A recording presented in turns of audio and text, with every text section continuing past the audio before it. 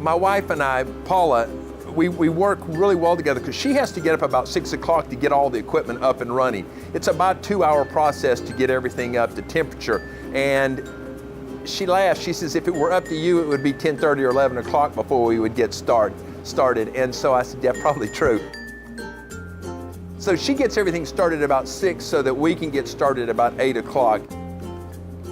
And the limiting factor for me, it's not time, it's the annealing oven space. I've got about a 5-foot by 2-foot area that has to be filled up.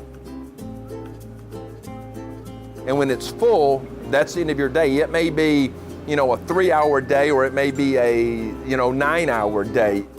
The nice thing about our forms, we have the large bowls or the paperweights, perfume bottles, oil lamps, flower vases.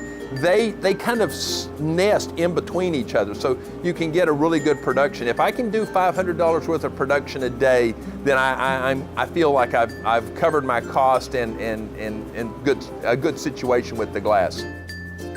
The funniest thing about glass is serendipitous circumstances. Things that you think will mess the piece up, if it doesn't ruin it and fall on the floor at that point, you can come up with some great designs. Little things that you would not even have thought about doing by accident.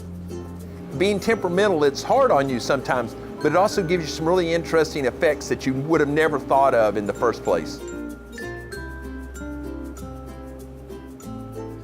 If you lose a piece halfway through the process, that's another 30 minutes that's tacked on because it's now on the scrap heap. And there's nothing worse than to go, okay, I've spent 4 hours here and I've got, 2 pieces in there. And it has happened that way.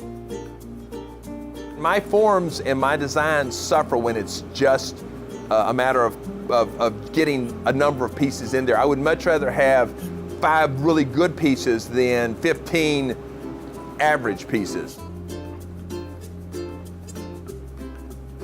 People have come to me and say, will you teach a glassblowing class? And I did that when I was at the Art Center, and I taught it at Terra. And I had people come in and I'll let them make paperweights. We've had the Boy Scouts come in here, or the Cub Scouts, and 4-H people come in, and let people do it and just play with it and be able to create something with their own hands.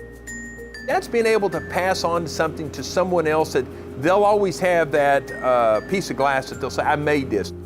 That's a fun thing to do, is to see that's being passed on to someone.